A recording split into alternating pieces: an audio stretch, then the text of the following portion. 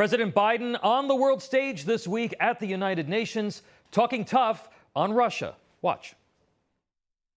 So we, each of us in this body, who's determined to uphold the principles and beliefs we pledge to defend as members of the United Nations, must be clear, firm, and unwavering in our resolve. Ukraine has the same rights that belong to every sovereign nation. We will stand in solidarity with Ukraine. We will stand in solidarity against Russia's aggression, period. And that was then followed up by this as a little bit of confusion there, or a lot of confusion, at the speech that followed that address. So with the largest war in Europe since World War II raging, did the president project American leadership abroad? For more, we kick off our show this Saturday with former United States Ambassador to the Netherlands, Pete Hoekstra, and former U.S. Ambassador to the Organization for Security and Cooperation in Europe, Jim Gilmore. Gentlemen, thank you so much for being here. Obviously, a very busy week in foreign policy for the president and for the United States. Ambassador Hoekstra, your reaction as you watched what happened at the UN this week? Well, as Jim and I have both participated and watched a number of these speeches, they're always orchestrated in such a way that every word is weighed and, people are looking for the impact. When I looked at, and what we decided to do is people are going to look at what's going on and not necessarily what the president says. The president, clearly, his tone was tough on Russia, but all the people in that audience know that with Russia today, Western Europe is still importing gas and oil from Russia. We've had 8 rounds of the toughest sanctions ever that are having little impact on Russia, but are devastating Europe with inflation, energy crisis, perhaps energy shortages. The U.S. is still asking Russia to help intervene and negotiate an agreement with Iran. So when you take a look at what we do versus the president's rhetoric, it doesn't necessarily match up. Ambassador Gilmore, the president mentioned China in passing 3 times, and then I looked, he mentioned climate change 13 times in the speech. Are they really focused on the real threats to the free world here? I think you're putting your finger on the right thing. I watched the UN speech, and I think that it's diluted. I think that he got off message by going away from the Russian and Ukraine message onto climate change and sending a message to the world that we're really not serious and focused. But as a Reagan conservative, I am focused. I've been in Europe on behalf of the United States. The message of being tough on Russia at this point is exactly right.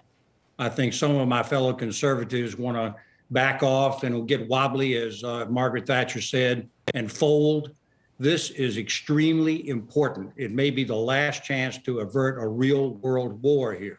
Conservatives have to stand strong with Ukraine, provide them what they need to succeed. Otherwise, if Russia succeeds, they set a whole new standard for the world that says that military aggression and the destruction of other countries is acceptable. And at that point, we're really in the fire at that point. And then the NATO, the UN, even America, we lose influence and relevance to Russia and then also China. Ambassador Hoekstra, how do you give a speech at the UN and not mention the threat of communist expansion around the world, which is happening even here in our own hemisphere? That's a great question, Tom.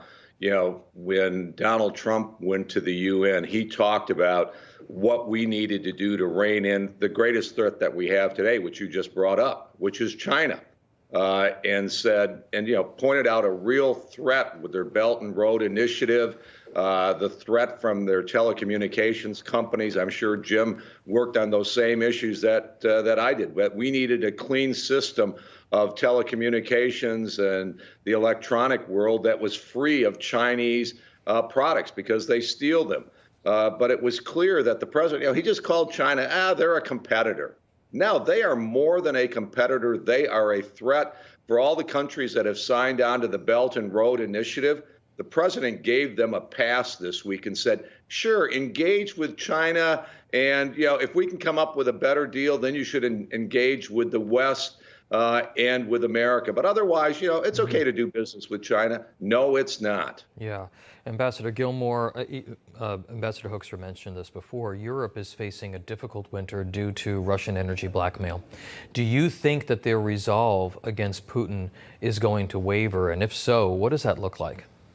Well, I think that Pete Hoekstra is right about the focus that he's got on the big picture of it all being part of the same war, because it is. Both Russia and China are all engaged in the same aggressive behavior and same aggressive conduct. You have information war, you have economic war, you have military war. The people of the United States, and particularly my fellow conservatives, have got to understand the challenge that we're facing right now and why we have to be decisive right now. My experience in Vienna when I was ambassador to the OSCE and was talking to 56 other countries, including everybody in Europe, was that they are resolved, that they are, in fact, getting ready to pay a pretty heavy price this winter for having become in debt, if you will, to Russian gas and oil. So, but I think they are resolute, and we have to provide the leadership to do that. My concern is that I think the president doesn't appear to be very decisive in his tone and his appearance, and he should not have been scattered his ideas all over the map at the UN. You have to stay focused on what we need to do, right? And that is to be engaged in this battle. All right, we're going to have to leave it there. Ambassador Pete Hoekstra and Ambassador Jim Gilmore. Gentlemen, thank you so much for your insights today. Great, thank you. No crooked establishment. None of that twisting the truth. No talking down to me. Don't tell me how to think. Don't tell me how to think. Don't tell me how to think. I trust Newsmax. Newsmax. They don't tell me how to think. They let me decide. Newsmax. Real news For real people.